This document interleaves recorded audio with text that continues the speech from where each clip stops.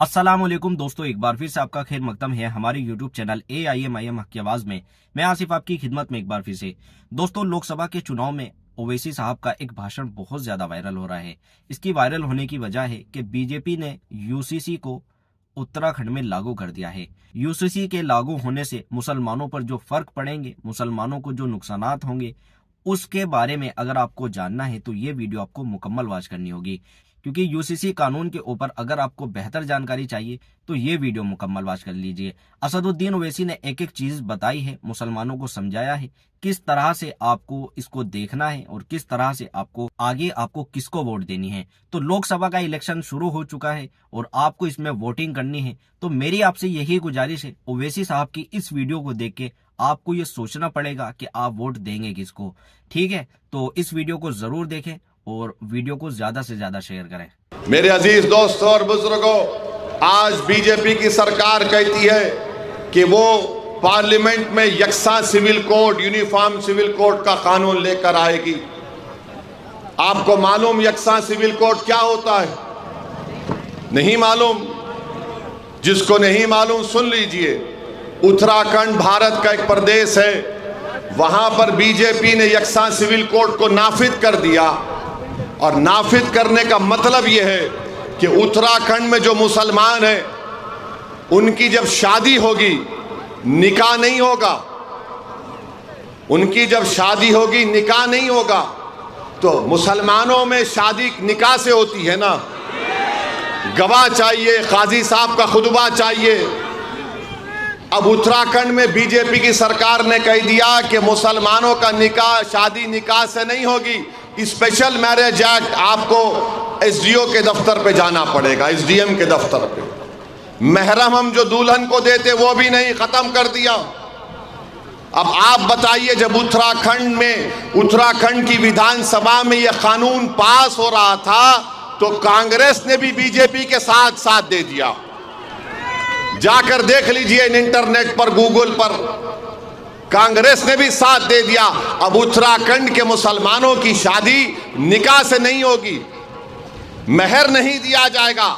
और यही कांग्रेस के लोग हमको कहते हैं ये बी टीम है, वोट कटवा है। अरे तुम्हारे MLA थे विधानसभा में, तुम मुखालिफत करते, तुम ऐवान से वॉकआउट कर देते, मगर तुमने तायीद किया, आवाज के वोट में साथ दिया बीजेपी का।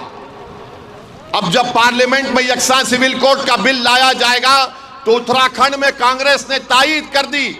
अगर जावेद भी होगा या फिर ये मास्टर मुजाहिद होगा तो कोई उठेगा नहीं। अगर कोई उठेगा और उठकर कहेगा कि मुझे मंजूर नहीं है, मेरी शादी होगी तो निकाह के खुतबे से होगी, मेरी बेटी को महर मिलेगा, उसका नाम अख्तर उल ईमान होगा, जावेद और मास्टर मुजाहिद नहीं हो सकता। ये बात आपको सोचना है, इसको याद रखिए। उत्तराखंड में यह हो चुका है, कांग्रेस ने तायीद कर दी। और बीजेपी ये इरादा रखती है कि आने वाले दिनों में, मुस्तकबिल में भारत में NPR NRC कराया जाएगा। ये बॉर्डर आपके करीब है। क्या पूर्णिया में आकर नरेंद्र मोदी ने नहीं कहा कि घुसपैठियों बहुत ज्यादा है यहां पर? कहा था ना पूर्णिया में मोदी ने। फिर राजस्थान में मोदी ने भाषण देकर कहा कि भारत के मुसलमानों को पूरों को घुसपैठी कह दिया, 17 करोड़ मुसलमानों को। नरेंद्र मोदी ने पूरे भारत के 17 करोड़ मुसलमानों को घुसपैठी कह दिया। और हमसे कह दिया कि मुसलमान ज्यादा बच्चे पैदा करते। और यह कह दिया कि हमारी हिंदू बहनों के गलों से मंगलसूत्र उतार कर मुसलमानों को दे दिया जाएगा। नरेंद्र मोदी दुनिया का सबसे बड़ा अगर झूठे शख्स का नाम कोई है तो नरेंद्र मोदी है। झूठ बोलते हैं वो। मेरे भाई, हम घुसपैठियां नहीं हैं। क्या आप लोग घुसपैठी हैं? आप लोग घुसपैठी हैं? अरे एक साथ हाथ उठाकर बोलिए कि हम घुसपैठी नहीं हैं। नरेंद्र मोदी हमको घुसपैठी कहती है और फिर हमारी मां और बहनों को बोलते हैं बच्चे बहुत पैदा कर रहे। झूठ। गवर्नमेंट का आदाद और शुमार बता रहा है कि हमारी माँ और बहनें और आप लोग, हम लोग बच्चे कम पैदा कर रहे हैं, मगर हम पर इल्जाम लगा दिया जाता है। अरे नरेंद्र मोदी, तुमने बताओ। नरेंद्र मोदी की गवर्नमेंट का डेटा बोलता है कि जो गांव में मुसलमान बसता है वो माहाना बहुत मुश्किल से 1100 रुपये अपने खाने दवा पर खर्चता है। हिंदू भाई उससे ज्यादा खर्चते हैं, सिख भाई सबसे ज्यादा खर्चते हैं, मगर नरेंद्र मोदी बोलते हैं दौलत हमको दी जा रही है। कौन सी दौलत है नरेंद्र मोदी? चलो मेरे साथ सीमांचल नरेंद्र मोदी, तुम मेरे साथ 1 घंटा चलो, मैं तुमको सीमांचल में उन स्कूलों में लेकर जाऊंगा जहां पर बच्चों के जिस्मों पर कपड़े नहीं है, उनकी हड्डियां दिखती हैं। ये हमारी गरीबी का आलम, कस्मपुरसी का आलम नरेंद्र मोदी बोलते हैं कि दौलत हमको मिलेगी। कौन सी दौलत मिल रही है मोदी हमको? तुमने हमारी मस्जिद को छीन लिया, तुम हमारे गोश्त के नाम पर मार रहे हो, तुम हमको गाली दे रहे हो, हमारा हिजाब, हमारा निकाब, हमारा बुर्का खतरा बन गया, हमारी अज़ा खतरा बन गई।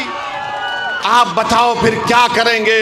ऐसे माहौल में आपको ये जरूरी है कि आप अपनी एक आवाज को बुलंद रखें, अपनी ताकत को पैदा करें। याद रखो मेरे अजीज दोस्तों, मेरी इज्जतदार माँ और बहनों, जज्बाती तकारीर से, नारे मारने से तुम्हारी क़यादत नहीं बन जाती। आपकी क़यादत उस वक्त बनेगी जब आप मुत्तहिदा तौर पर अपने के कोर्ट का इस्तेमाल करेंगे। और हम आपसे बता रहे हैं कि 26 तारीख के दिन आप एक वोट को ज़ाय मत होने दीजिए, कांग्रेस को मत दीजिए, जेडीयू और बीजेपी का साथ मत दीजिए। ये लोग, इनमें कोई फर्क नहीं है, ये ऐसा ही करते हैं।